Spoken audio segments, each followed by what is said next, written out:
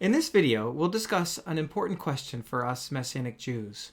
Why be Jewish? How many of you have pulled up a tree? Or, you've seen a huge tree that was uprooted. There's tons of roots and they go deep and wide. How many of you have pulled up a mushroom? There are no roots. Perhaps a good way to answer this question is that we want to be like the tree, rooted in the soil, rooted to God, to creation, Messiah, the world to come, to the rich tradition and collective experience of our people throughout the history of the world. Being Jewish connects us and our children and their children to all these roots. But if we leave that behind, we pass on a mushroom. Well, to understand Israel's heritage, you really need to go back to the beginning. In the simplest of terms, Adam and Eve are in Gan Eden, the Garden of Eden, walking unashamedly with God. It's paradise. They're tempted. They turn from God. This is devastating to humanity. Humans are separated from their creator, and all of creation is corrupted. It's broken. In a way, the rest of the Bible is the unfolding of God's rescue plan to restore that relationship with humanity and with creation that was lost.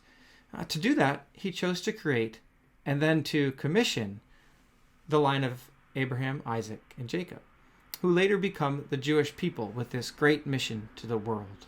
In Genesis, we're told how God called Abraham, a righteous man, to Lech Lecha, to go forth from the land where he was living on faith. And he trusts God and he goes. He's told that he will father a nation when in his old age he has had no children. Abraham is given a promise coupled with a legacy of trusting God to pass down through generations. In Genesis 17:7, we read, "And I will establish my covenant between me and you and your descendants after you and their generations, for an everlasting covenant to be God to you and your descendants after you." And this is affirmed again and again throughout Scripture. Jeremiah says, "This is what the Lord says, he who appoints the sun to shine by day, who decrees the moon and stars to shine by night, who stirs up the sea so that its waves roar. The Lord Almighty is his name. Only if these decrees vanish from my sight, declares the Lord, will Israel ever cease being a nation before me, declares the Lord." That's amazing that we're still here, isn't it? Rabbi Rich likes to joke, how many Amalekites or Canaanites or Jezebites do you know today? God called Abraham, gave him this amazing promise, and then passed that promise down through Isaac, Jacob, Joseph, and then to all the Jewish people as he brought us out of slavery in Egypt and set us apart from the other nations of the world. Then he gave us the Torah, a code of holy living to make us set apart and distinct. "And you shall be to me a kingdom of priests and a holy set apart nation," we read in Exodus 19:6. We have the idea that if someone is chosen for a special purpose, then others are left out. Israel's chosenness seems offensive. What about God's love for the rest of humankind? Why would he choose one nation rather than just simply love and choose everyone equally? In our extra reading in the Body of Faith, Michael Visegrad discusses how true love requires particularity, a love that is not universalized into philosophical benevolence. God's love is a real emotion and passionate love that must be unique to each recipient. In choosing Abraham apart from everyone else, and then choosing Abraham's seed to be his treasured people, God actually gives life to a personalized love that can be extended to all peoples as individuals, rather than an undifferentiated, emotionless mass. Visegrad writes, "The mystery of Israel's election thus turns out to be the guarantee of the fatherhood of God toward all people, elect and non-elect, Jew and non-Jew." After the binding of Isaac, Abraham is told, "I will surely bless you and make your descendants as numerous as the stars in the sky and as the sand on the seashore. And through your offspring, all nations on earth will be blessed because you have obeyed me." Israel isn't chosen in opposition or instead of the rest of the world. Israel was chosen to bless the rest of the world. And nowhere else do we see this come to pass more concretely than in Messiah Yeshua, the ultimate expression of personal love.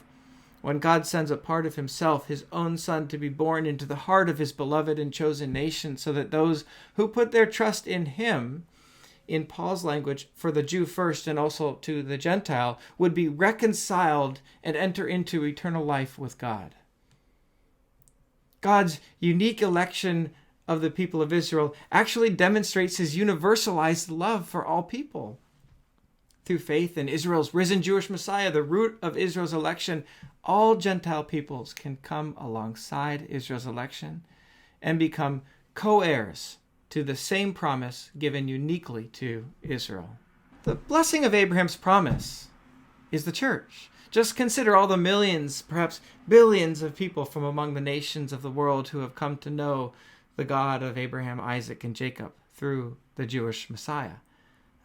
Who else could claim this? The idea isn't that the nations ultimately become Jewish so that everyone is part of this one chosen nation. If everyone's a Jew, no one is a Jew anymore. No, it's bigger than that. The language that Paul uses is that by trusting in Yeshua, the Jewish Messiah, Gentile people become recipients of the same blessing of God's love and life without becoming Jews. The idea is that God is so big that through Israel, he has also chosen the nations. He loves all people.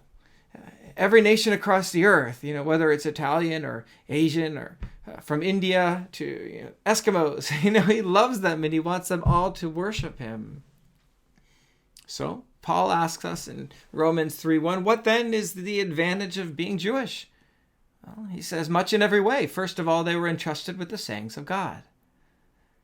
Paul goes to great lengths to teach us that God's promise to the Gentiles does not in any way invalidate or lessen his unique covenantal relationship with the Jewish people.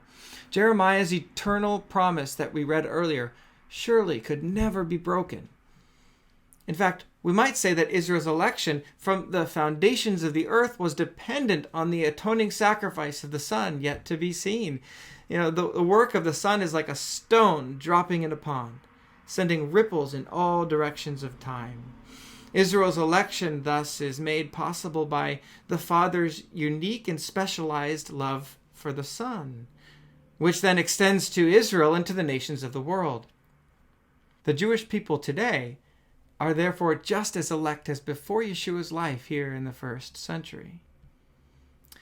Paul concludes the heart of Romans, chapter 11:25, even though some of our people may be enemies to the good news. He means even those who do not trust in Yeshua are loved on account of the patriarchs, for God's gifts and the calling of God are irrevocable. Now, we'll be studying Pauline perspective on the Jewish people in more depth later on, but for our purposes now, we need to see that the uniquely covenantal relationship that God made with the Jewish people is just as alive for Jews in Yeshua as ever. The change being renewed and strengthened. Faith in Yeshua for a Jew is the doorway into Jewish life and not the other way around. There simply must remain a covenantally faithful Jewish community living within the communal body of our Messiah. And the Apostle Paul even links this community with the return of our Messiah and the great resurrection from the dead. We must have Jewish people in Yeshua who identify as Jews and live within a Jewish communal framework. So, why did God choose the Jewish people? The joke from Tevye and Fiddler on the Roof, choose another people. Deuteronomy 7:6 says, for you are a holy people to the Lord your God. From all the peoples on earth, the Lord your God has chosen you to be his treasured people. It's not because you are more numerous than all the other peoples that the Lord has set his love on you and chose you. For you are the least of all the peoples. Rather, because of his love for you, the Lord brought you out from the house of slavery, from the hand of Pharaoh, king of Egypt. So it comes back to his great love. An amazing rabbinic source wonders whether the Jews were in fact God's last choice. God first offered the Torah to the children of Esau, the children of Ammon, the children of Moab, the children of Ishmael, but when they were told about the Torah's prohibitions against murder and adultery and robbery, respectively, they all turned down the offer. Only after going to every nation in the world did God finally offer the Torah to the Jews, and we said yes. What's the point of this story? Jewish identity is not just an ethnic heritage. It's also a covenantal identity that is based on God's promises to us, and also our corporate promises to God. Exodus 19:5. Now then, if you will obey me faithfully and keep my covenant, you shall be my treasured possession among all the peoples. We think of Balak and Bilam in Genesis 22, or Balaam in English. Balak, the king of Moab, wants to subvert the Israelites who are camped outside his city. So he calls Bilam, a sorcerer of some kind, to go and curse Israel so they will be weakened. Instead of cursing Israel, God forces Bilam to bless Israel 3 times, much to the despair of the king. And in the end, the Spirit comes over him and he closes his last blessing with, whoever blesses Israel will be blessed, and whoever curses Israel will be cursed. There's something really important going on here. We have seen this come to pass through the whole Bible, and even over the rest of history. It's not always in the moment, but it seems to be that the nations who have opposed the Jewish people over the long haul have eventually fallen away. Bilam is a really interesting story that brings out some greater truths. Bilam isn't quite kosher. Even after he was forced by God's Spirit to bless Israel 3 times, he still wants his reward from Moab's king. So he goes to Balak and he says, listen, don't be angry that I couldn't curse Israel. I have another idea. And we find out later in Numbers that he counseled Balak to send Moabite women into the Israelite camp to lure the men away from worshiping the Lord and cause them to stumble into idolatry. Bilam's devious idea, I can't curse them because they are blessed, but if you lure them away from the source of their blessing, they would no longer be Israel, and you'll destroy them from the inside. I wonder if that's like insider information into one of, Satan's plans for the Jews. It seems that many of our people's disasters have an element of Balak's infiltration from within. Biblically, Israel is defeated when they turn away from the Torah. The worst of this is Babylon sacking Jerusalem after it had become utterly corrupt on the inside because they had turned to the neighboring people's way of life. Many of you know that the Hanukkah story was not about the Greeks persecuting the Jews so much as the Jews who were so enamored with Greek living that they were aggressively assimilating, no longer wanting to be Jewish anymore. Others wanted to be Jewish, but to be Jewish in a non-intrusive and assimilated way. In other words, to be Jewish, but not so much that it makes us stand out. We can understand it, can't we? Because in a way, this is our American Jewish story. These are some interesting statistics that I've thought a lot about. These were from a study in 2014. The Jewish people make up less than 0.2% of the world's population at that point. In the mainstream secular Jewish community, the average birth rate is about 1.29 per family, and the assimilation rate is 49%. I think both of those have gone up slightly. But at this rate, out of every 100 Jews in our generation, there will only be 41 Jews in the second generation, 17 Jews in the third generation, and 7 Jews left in the fourth generation. Now, Reformed Jews rival that with the remaining 10 Jews after 4 generations. And one way we can know that God really did call the Jewish people to be set apart from the nations of the world is that there's so much opposition. Most of the world throughout history has at one point or another sought to keep the Jewish people from being Jewish. Why do they care? Personally, I think that Satan is doing everything in his power to completely destroy the Jewish people.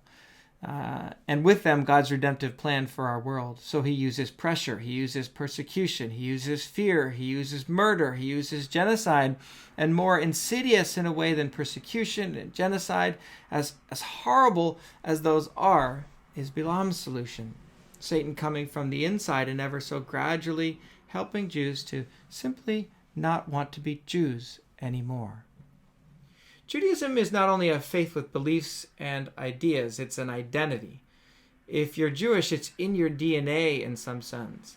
Michael Visegrad's article in The Body of Faith is important because he unpacks how what you believe does not make you a Jew, and thus what you don't believe also can't make you not a Jew.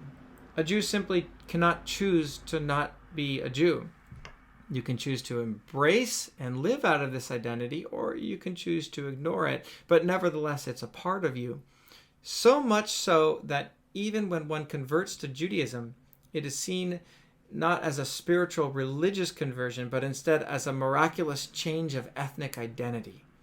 Israel's election is not a choice, but something we're born into, something chosen on behalf of Israel by God, and it becomes only our responsibility to respond to it.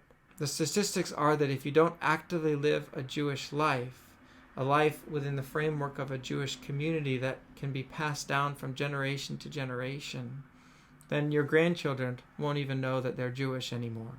So we drop the mantle. We don't carry on the mission. Now, I want to be clear. It isn't like there's one kind of Jewish ideal and one kind of traditional Jew that out-Jews all the other kinds of Jews. I'm a modern Jew. We all are. That's why we have a rabbinical council like other Jewish movements do, and we work hard to develop what Jewish life looks like for our Messianic Jewish community. But what's key here is our passion for your God-given Jewish call, and then passing on the torch to our children and the children in our communities and them to their children. What makes us Messianic Jews different from other Jews is that we follow Yeshua the Messiah. And the fact that we know the most important Jew who ever walked this world should drive our passion for our Jewish identity. Our passion for Yeshua drives that passion for being Jewish. And our passion for being Jewish drives our passion for Yeshua. Because he is the Jewish heartbeat. He is our passion. You can't remove the heart from the body. Yeshua is the center of our Jewish experience. And ultimately there is no Judaism apart from him. If you think about it, Messianic Jews, one day, we should have the lowest assimilation statistics.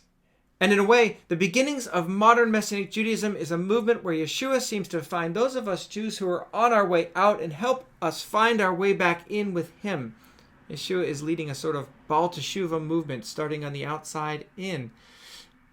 Because once we know Yeshua, he lights up our Jewish soul. We must hold on and fight for both.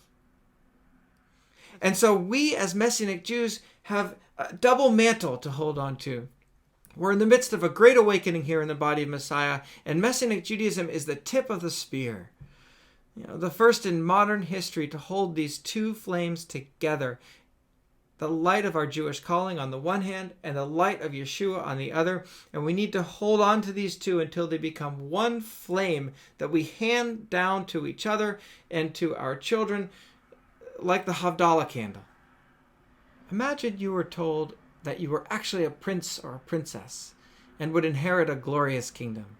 What would you say? Now there's a catch. Before you inherit the kingdom, you have a mission to fulfill. You need to help the king save the kingdom. You have to live out the ways of the king, ways that are different from those around you. And you need to share the message of the king to the world around you. Now, what would you say? And that's where you sit today, chosen, set apart, covenanted, a prince, a princess, with a mission for the king. You are being asked to take hold of a heritage, a covenant to live out, a legacy to pass on, a mission to complete, a message to share, and a treasure to hold close to your